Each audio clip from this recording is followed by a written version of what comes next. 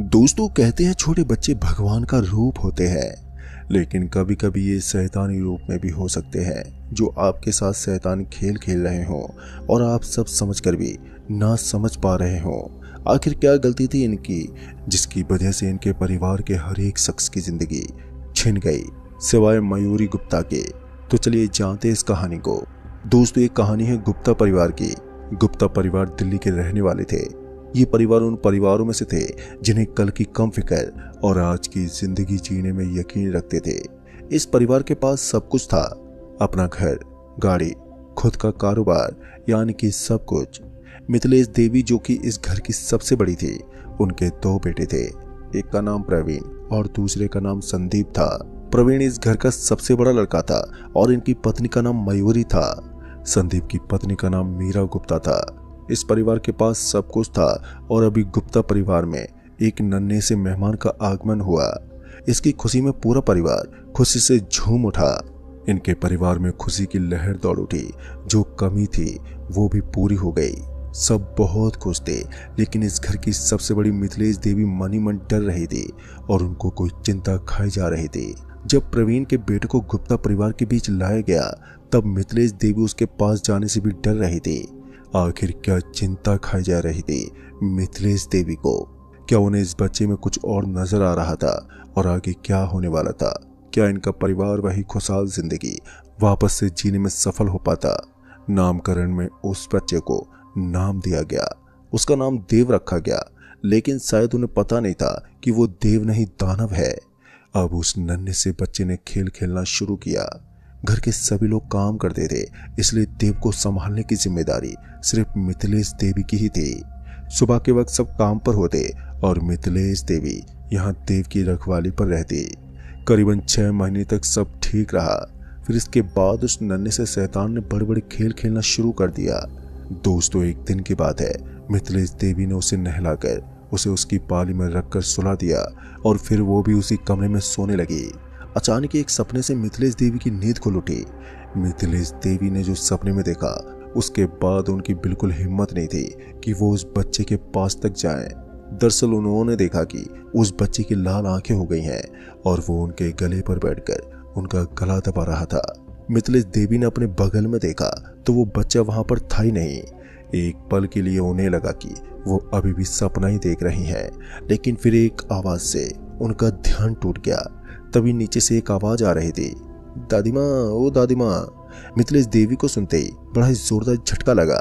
मिथिलेश देवी ने झुकते हुए नीचे देखा तो उन्होंने पाया कि वो देव पलंग के नीचे अजीब सी मुस्कान के साथ उन्हें बुला रहा है। इतना सब देखकर उन्हें एकदम से चक्कर आया और वो वहीं पर नीचे गिर पड़ी। फिर कुछ देर के बाद सब ऑफिस से आए तो उन्होंने पाया कि मिथिलेश देवी फर्श पर पड़ी हुई है। संदीप ने फौरन ही डॉक्टर को फोन लगाया और फिर डॉक्टर्स के मुताबिक किसी चिंता के कारण उनकी यह हालत हुई थी। मिथिलेश देवी को जब होश आया तब उन्हें सब कुछ याद आ रहा था। वो सोच रही थी आखिर 6 महीने का बच्चा पाली से नीचे कैसे जा सकता है और अगर गलती से भी गिर गया हो तो वो चिल्लाता या फिर रोता, उसे चोटें भी लगती, लेकिन वजह इसके वो बच्चा पलंग के नीचे से इतनी डरावनी आवाज में उन्हें बुला रहा था। ये सब अपने आप में ही बहुत ही दिल दहला देने वाली घटना है। दोस्तों मिथिलेश देवी को जिसका डर था वही हुआ। उन्हें पहले से इस बात का शक था कि ऐसा कुछ होने वाला है। मिथिलेश देवी का शक अब यकीन में बदल चुका था।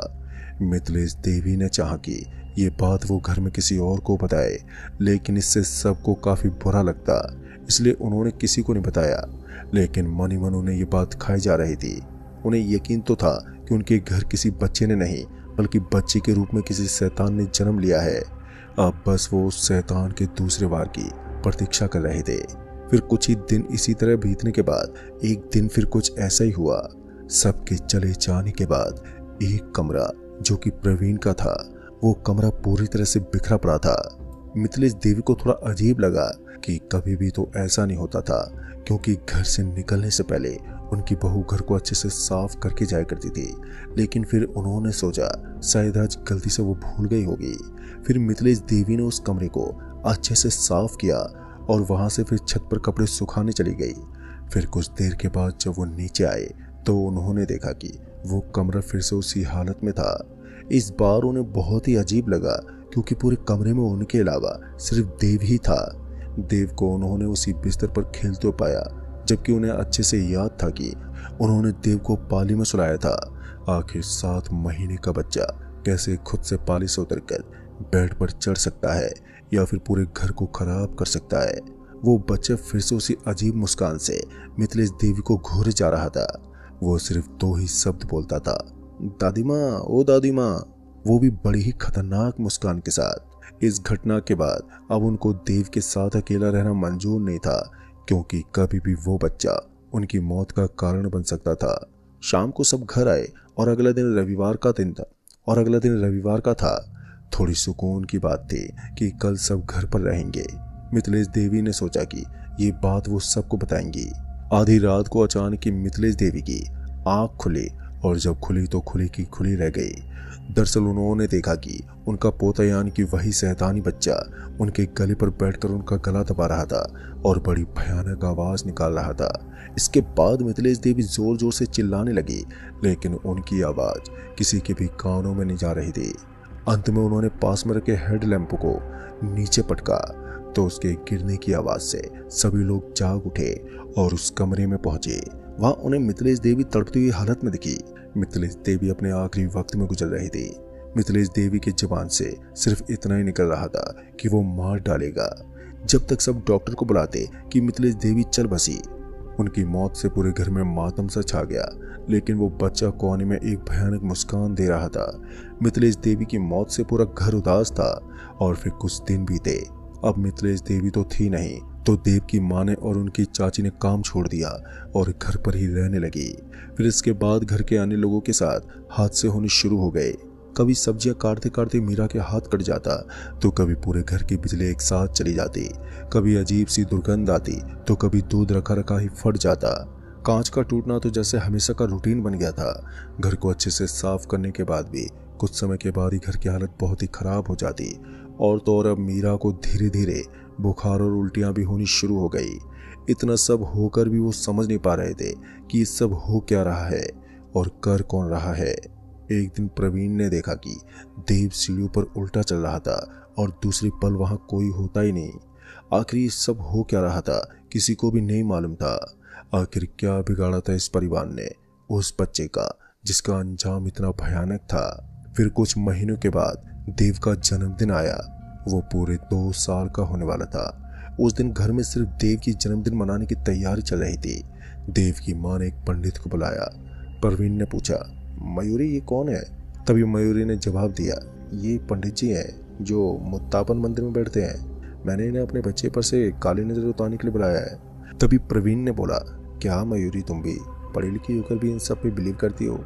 तभी मयूरी ने कहा, नहीं बाबा, मैं इन सब पे विश्वास नहीं करती। मुझे तो बस यूं ही ये मिल गए और फिर मैंने इन्हें बताया कि हमारे बच्चे का आज जन्मदिन है, तो ये हमारे बच्चे को आशीर्वाद देने आ गए।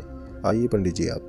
तभी पंडित जी ने जैसे ही घर के अंदर कदम रखा, उन्हें किसी नकारात्मक ऊर्जा के होने का आभास हो गया था। लेकिन आज खुशी का माहौल था, तो वो बस किसी को दुखी नहीं करना चाहते थे, इसलिए उन्होंने सोचा कि वो इन्हें कल बताएंगे। देव को उसकी माँ पंडित जी के पास ले आई। पंडित जी ने देव के सिर पर हाथ रखा और एक काला धागा उसके गले में एक माला के रूप में बांध दिया ताकि इसे किसी की नजर न लगे। माला के बांधते ही वो बच्चा जोर जोर से चिंघाड़ने लगा और अजीब तरह से रोने लगा। उसे रोता देखकर सभी लोग चौंक उठे। वो जिस आवाज में रो रहा था वो किसी बच्चे की रोने की आवाज तो बिल्कुल नहीं हो सकती। फिर प्रवीण ने उस माला को तोड़कर हटा दिया और इसके तुरंत बाद ही वो शैतानी बच्चा चुप हो गया। अब पंडित जी को पूरा यकीन हो गया था कि हो ना हो यही प्रेत है और इसी की वजह से नकारात्मक ऊर्जा पूरे घर को बर्बाद कर रही है। और आज ये पूरे 2 साल का होने वाला है। इससे इसकी माया और बढ़ जाएगी और मुझे सबको बताना ही पड़ेगा। फिर उस पंडित जी ने कहा, दूर हट जाओ इससे। ये कोई बच्चा नहीं है बल्कि एक शैतान है जो धीरे धीरे सबको अपना शिकार बनाएगा।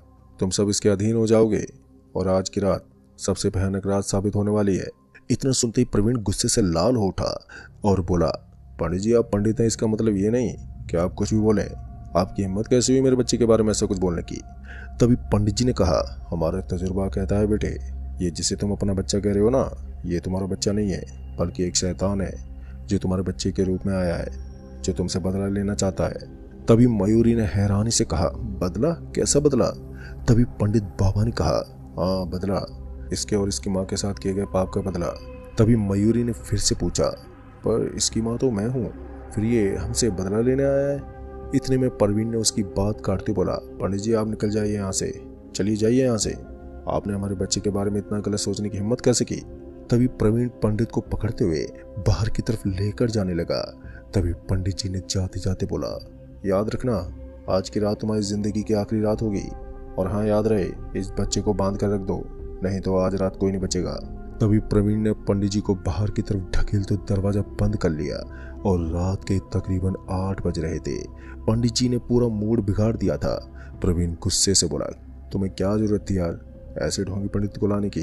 तभी मयूरी ने कहा, तुम अब शांत हो जाओ, चलो अब केक काटते हैं। तभी सब लोग केक काटने के लिए इकट्ठा हुए। केक पर रखी मोमबत्ती के बुझते ही पूरे घर की बिजली बुझ गई और पूरे घर में हर जगह कोहरा अंधेरा छा गया। मोबाइल की फ्लैश लाइट से उन्होंने मोमबत्ती ढूंढी और अब केक काटने की बारी थी। तभी मयूरी ने पास में हाथ फेरा देव को केक कटवाने के लिए, तभी उसे कोई मिला ही नहीं। उसने जब फ्लैश लाइट उस तरफ करी तो वहां देव था ही नहीं। देव वहां से गायब था। अब तो सब हैरान रह गए और सबने टॉर्च की रोशनी से देव को ढूंढना शुरू किया। सब उसे ढूंढ ढूंढ कर थक गए, लेकिन देव कहीं नहीं मिला। फिर उसी वक्त देव की चाची मीरा की नजर ऊपर पंखे पर गई तो उन्होंने देखा कि देव एक पंखे पर उल्टा लटका उन्हें घूरे जा रहा था। इससे पहले वो सबको उसे दिखा पाती कि मीरा के सर के ठीक ऊपर जो झालर लटका हुआ था वो झालर मीरा के सर पर गिर पड़ा। सब लोग भागते मीरा के पास गए और संदीप जोर जोर से रोने लगा, लेकिन उसने पाया कि मीरा का हाथ उस तरफ इशारा कर रहा था। मीरा इससे पहले कुछ कह पाती कि उसकी जिंदगी का सफर खत्म हो गया। अब घर के सभी लोगों को यकीन था कि वो एक शैतान है जिसने हमारे घर में जन्म लिया है। तभी बगल के कांच टूटते हुए इन तीनों को चोट पहुंचा गए। तीनों ऊपर की तरफ भागने लगे और ऊपर तीनों एक कमरे में कस के बंद हो गए। बार बार पीछे से सिर्फ यही आवाज गूंज रही थी, पापा, ओ पापा, आपने मुझे क्यों मारा? आपने मम्मा को क्यों मारा? प्रवीण के होश उड़ गए। फिर मयूरी ने प्रवीण की तरफ गुस्से से पूछा, कौन है ये तुम्हें पापा क्यों कह रहा है? आखिर क्या हो रहा है? सब क्या रिश्ता है तुम्हारा और इसका? तभी प्रवीण का भाई संदीप ने उस गहरे राज पर से पर्दा उठाया जो सालों से एक राज था। तभी संदीप ने कहा, भैया अब आप सच बता दो भाभी को, अब हमारा बचना मुश्किल है, क्योंकि जो पाप हमने किए हैं उसकी सजा माँ और मीरा को तो मिल गई, अब बस हम बाकी रह गए। तभी प्रवीण ने सच्चाई बयां करना शुरू किया। तभी प्रवीण ने बोला, ये बात आज से काफी साल पहले की है। मयूरी, तुमसे शादी करने से पहले मेरी शादी पहले ही हो गई थी। मेरी शादी एक निधि नाम की लड़की से हुई थी। मेरी वो अरेंज मैरिज थी। शादी के कुछ दिनों के बाद ही उसके स्वभाव के बारे में मुझे पता चला। उसका किसी काम में मन ना लगता था, बस पूरा दिन फोन पर लगी रहती थी। माँ के काम में कभी हाथ नहीं बटाती थी, उल्टा सब पर रोब दिखाती। धीरे धीरे उसका शौक बढ़ता ही चला गया। वो अब पैसों को पाने की तरफ बहाने लगी। अब तो उसका ध्यान काला जादू में भी लगने लगा था। मैं जब भी उसके पर्स को देखता उसमें कभी नींबू, लहसुन, काली मिर्च, हल्दी और पता नहीं कितनी बकवास चीजें मिलती। एक दिन गुस्से में आकर मैंने उसे छोड़ देने का फैसला किया। मैं उसे सीधा बात करने गया। यही शायद रात का समय था और उस रात पता नहीं कुछ अजीब जोश हावी हो गया था मुझ पर। मैंने निधि को सीधा जवाब दे दिया कि अब बस मैं उसे नहीं झेल सकता। मेरी पूरी बात सुनने के बाद वो बहुत अजीब हरकतें करने लगी, मुझे मारने लगी, मुझे चाकू दिखाने लगी और तभी मैंने उसे पीछे की तरफ धक्का दे दिया और उसका सिर नीचे अलमारी के लोहे वाले शिकंजे से जा टकराया और उसने दम तोड़ दिया। मेरा ऐसा कोई इरादा नहीं था, लेकिन वो मर गई। चीखने की आवाज़ सुनते ही माँ, संदीप और मीरा ऊपर आ गए। हम सब बहुत डर गए। तभी मीरा ने कहा, इसे पीछे वाले जो पोखर है उसके ज़मीन में दफना देते हैं, किसी को पता भी नहीं चलेगा। और पुलिस केस में फंस जाने के डर से हम सब ने मिलकर उसे यहीं पास के पोखर वाले ज़मीन में दफना दिया। अभी प्रवीण इतना सब बोल ही रहा था कि तभी पीछे से आवाज़ आई, मेरा क्या कसूर था पापा? आपने मुझे क्यों दफना दिया? मुझे क्यों मार दिया? उसकी डरावनी मुस्कान से सभी लोगों के रोंगटे खड़े हो गए। तभी संदीप ने नीचे की तरफ बाहर भागने की कोशिश की, लेकिन तभी उसका पैर फिसला और वो नीचे पड़े कांच के टुकड़े उसके शरीर में धंस गए और एक आखिरी चीख के साथ वो भी चल बसा। अब सिर्फ बचे थे तो प्रवीण और मयूरी। तभी प्रवीण ने हाथ जोड़कर माफी मांगी, लेकिन उसने उसे माफ नहीं किया, बल्कि उसे सिर पर लटकता बल्ब का पूरा वायर उसके शरीर पर गिरा दिया और बस वो भी मौत के घाट उतर गया। अब सिर्फ मयूरी बची थी। मयूरी प्रवीण के मौत पर रोई जा रही थी। फिर कुछ देर के बाद जब उसने आसपास देखा तो उसने पाया कि उसका बच्चा यानी कि वही शैतान वहां है ही नहीं और वो गायब हो गया। मयूरी की शायद कोई गलती नहीं थी, इसलिए मयूरी की जान उसने बख्श दी। खैर मयूरी अब जी के भी क्या करेगी, क्योंकि उनके पास अब जीने की कोई वजह भी नहीं है। एक पल में उसका पूरा परिवार छिन गया। इसलिए कहते हैं दोस्तों, भला यूं ही किसी के गले नहीं पड़ती। इसके पीछे पहला कदम या फिर आप ही की पहली गलती होती है, या उसका अंजाम कितना भयानक हो सकता है वो आप इस कहानी के माध्यम से देख सकते हैं। निधि भले ही मर गई हो, लेकिन उसके पेट में जो बच्चा था वो जिंदा था। अब प्रवीण चाहता तो उसे बचा सकता था, लेकिन उसने ऐसा नहीं किया, जिसका अंजाम इतना खौफनाक निकला। तो दोस्तों इस कहानी में बस इतना ही। तब तक के लिए बाय।